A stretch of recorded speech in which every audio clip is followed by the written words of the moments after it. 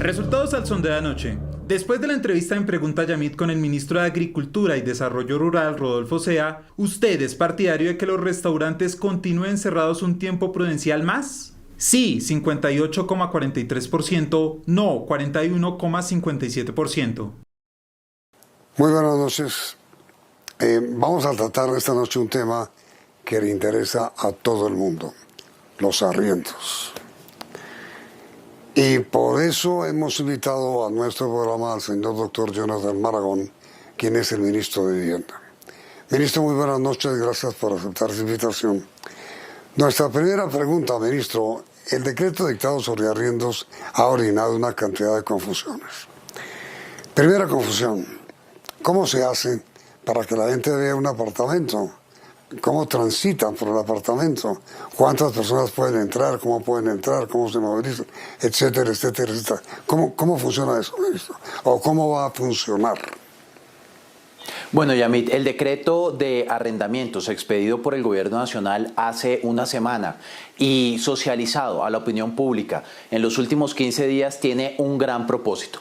El propósito es maximizar la posibilidad que inquilinos y propietarios puedan llegar a acuerdos de pago cuando estos primeros tengan amenazado su ingreso. ¿Cuál es la realidad a la que nos enfrentamos? Nos enfrentamos a un mercado que nosotros hemos denominado de doble fragilidad. Uno suele pensar que el frágil y el vulnerable es la familia que vive en arriendo y en efecto el 90% de las familias que viven en arriendo son de estratos 1, 2 y 3. Pero cuando nos vamos a la otra parte, ya no los que viven en arriendo sino los que viven del arriendo, nos encontramos que el 82% de los que reciben ingresos por un arrendamiento son de igual manera de estratos 1, 2 y 3. Hay algunos países como Argentina, Venezuela o España que han tomado la decisión de suspender los pagos, es decir, por decreto habilitar que unas familias dejen de pagarle a las otras. Para Colombia eso no es una alternativa y no es una alternativa porque significaría beneficiar a una población vulnerable pero a costa de otra población vulnerable. Por eso nosotros hemos sido muy claros que el alcance del decreto es el siguiente. Primero,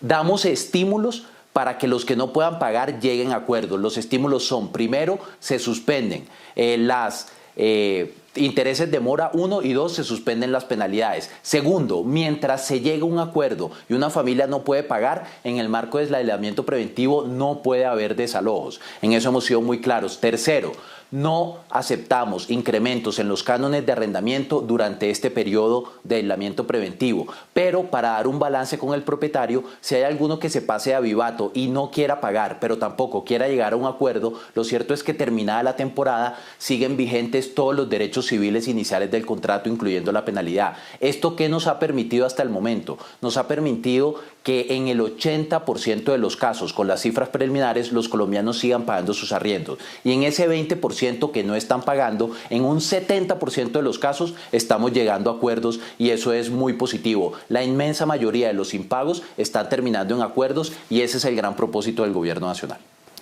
A ver, ministro, sobre ese tema tengo muchas preguntas, pero no me respondió la primera pregunta, la que le hice. ¿Cómo se va a hacer para que la gente transite por los apartamentos que va a haber para arrendar? ¿Cómo se hace?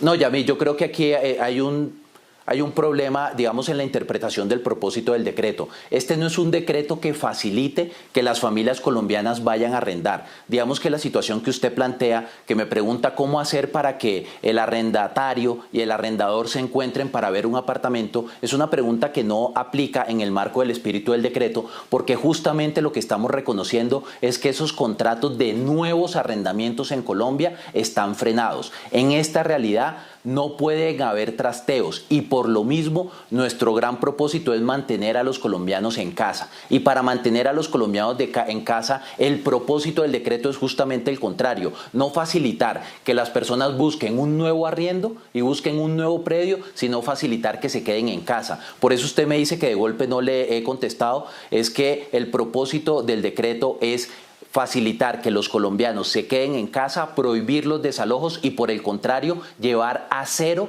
la búsqueda de nuevas viviendas, los trasteos, los acarreos en el marco de este aislamiento preventivo. Imagínense ustedes lo que significaría que en un momento en que le pedimos a los colombianos estar en casa, tengamos cientos de miles de familias visitando apartamentos, viendo apartamentos, cotizando apartamentos o peor todavía, buscando carros para trasteos, haciendo un trasteo. Se volvería en un gran foco de propagación del virus, se convertiría en un gran vector de contagio. Por lo mismo, el propósito es, desde el punto de vista de arrendamientos, mantener a los colombianos en su casa y por lo tanto prohibir los desalojos. En ningún momento estamos promoviendo nuevos arriendos y por eso digamos que esa situación que usted nos plantea es una situación que no aplicaría a la luz del decreto.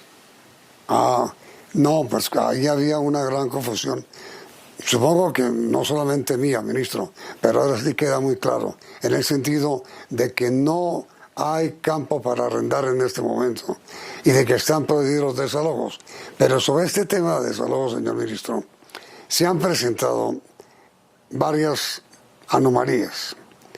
Quien desee no volver a pagar arriendo, como está protegido por el no desalojo, pues no paga. ¿Cómo se hace para que una persona que vive, que depende de un inmueble que tiene y que lo tiene arrendado, decidan los arrendadores no pagarle porque está prohibido el desalojo? ¿Cómo se hace? Le confieso, Yamit, que esa fue nuestra principal preocupación. Este ha sido de todos los decretos y disposiciones que hemos lanzado recientemente en el Ministerio de Vivienda, que son más de 20, yo le confieso que esta fue la más difícil. Y fue la más difícil justamente porque no queríamos mandar el mensaje al país del incentivo al no pago y no queríamos, por lo tanto, vulnerar el derecho del propietario. Muchos de los propietarios de vivienda en Colombia no tienen pensión y lo que han logrado es construir como el elemento central de su capital esa vivienda y ese ingreso representa, según las estimaciones que tenemos, entre el 20 y el 50% del ingreso familiar. Por eso nosotros no caímos en la tentación vanidosa de la suspensión. Hay algunos países que decidieron suspender los pagos. Nosotros no suspendemos los pagos. Entendemos que el no desalojo desequilibra las fuerzas arrendatario, pero lo cierto es que el incentivo para nosotros está dado en términos del acuerdo. ¿Quién le garantiza a un propietario que su contraparte va a llegar al acuerdo? Que el decreto contiene un artículo que es muy claro y que es explícito, y es que aquellos que no se acojan al acuerdo a la luz del decreto, una vez venza esta temporada de aislamiento preventivo, aplicarían de inmediato todas las multas y todas las sanciones contenidas en el contrato de arrendamiento privado. Dicho de otra manera, el llamado es a que aquellos que no puedan pagar, lo más inteligente que pueden hacer es llegar a un acuerdo. El que decida irse por el camino que usted menciona, Yamit, que es simplemente no pagar y ampararse en el no desalojo, lo puede hacer un mes, lo puede hacer 2 meses, pero a la vuelta del mes 3 tendrá una realidad y es que aplican todas las cláusulas civiles del contrato. Es por eso, Yamit, que nosotros contamos desde el comienzo con el apoyo de las lonjas. Las lonjas y Fedelonjas agrupa a todos los propietarios de vivienda en el país que están en esta situación, los que arriendan una vivienda, y desde el principio el gremio de las lonjas ha estado del lado del gobierno y les parece que el decreto está muy bien direccionado. ¿Por qué? Porque para esos propietarios lo mejor también a lo que pueden llegar es un acuerdo, porque el contrafactual, si pudieran desalojar, sería tener la vivienda vacía, y entre la vivienda vacía y llegar a un acuerdo de pago, lo mejor para las dos partes en este contexto es llegar a un acuerdo de pago. Ahora, señor ministro, otra cosa que yo personalmente no entiendo, que es esta. ¿Cómo se hace para llegar a un acuerdo entre arrendador y arrendatario si alguno de los dos no quiere? Precisamente porque los arriendos están virtualmente congelados. Pero ¿cómo se hace para llegar a ese acuerdo si finalmente no se logra el acuerdo? Yamit, digamos que las estadísticas que tenemos hasta ahorita son estadísticas preliminares. Nosotros estamos monitoreando todas las semanas la evolución de todas las medidas normativas que hemos sacado, porque creemos que no solamente necesitamos comunicarle al país cómo vamos, sino que de esta información tendremos espacio, si se da el caso, para corregir. Pero déjeme compartirles las primeras. El 85% de los casos que tenemos de impago terminan en un acuerdo. La inmensa mayoría de las veces que hay impago, ese impago termina en un acuerdo. Y hablemos, por ejemplo, del sector residencial. Las familias en Colombia no suelen mudarse mucho.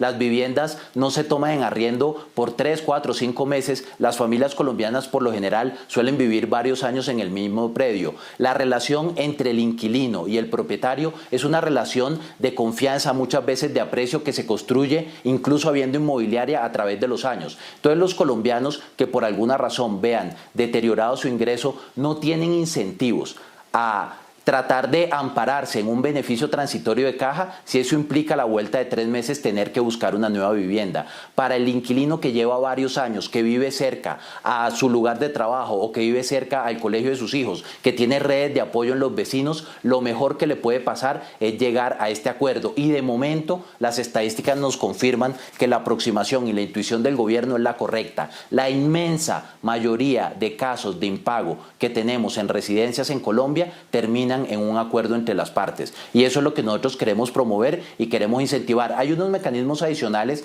que facilitan el acuerdo. Digamos que los centros de conciliación que antes eran presenciales ahora están virtuales para quien los necesite y están funcionando y funcionan relativamente bien. Segundo, hay contratos que están protegidos por seguros. Aquellos contratos, que son muchos, que tienen una aseguradora detrás, sirve también como amigable componedor la aseguradora. Antes de hacer efectiva la póliza, hace lo posible porque las partes lleguen a un acuerdo. Las estadísticas nos muestran que vamos en el sentido correcto. Tenemos que monitorear para ver si llegamos a la situación que usted plantea, pero hasta ahorita eso es una minoría y no es la mayoría de los casos que hemos podido evidenciar.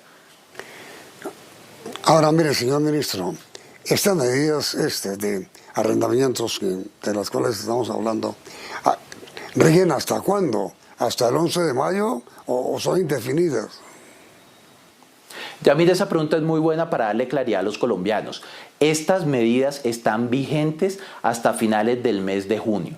Estas medidas incluyen el periodo de aislamiento preventivo y se extienden un poco más en el tiempo. Entonces, hasta finales del mes de junio no se pueden aumentar los cánones de arrendamiento, no se puede desalojar a los inquilinos, y hasta ese entonces también todos los acuerdos a los que se llegue están desprovistos de intereses de mora, 1, y 2, de penalidades. Ese es el periodo de acción y de ejecución del decreto, porque nosotros estamos confiados en que poco a poco la economía va recuperando su curso conforme la nación empiece a transitar el camino hacia una apertura ordenada y una apertura gradual. Pues, ministro, ahora sí nos queda completamente claro el asunto.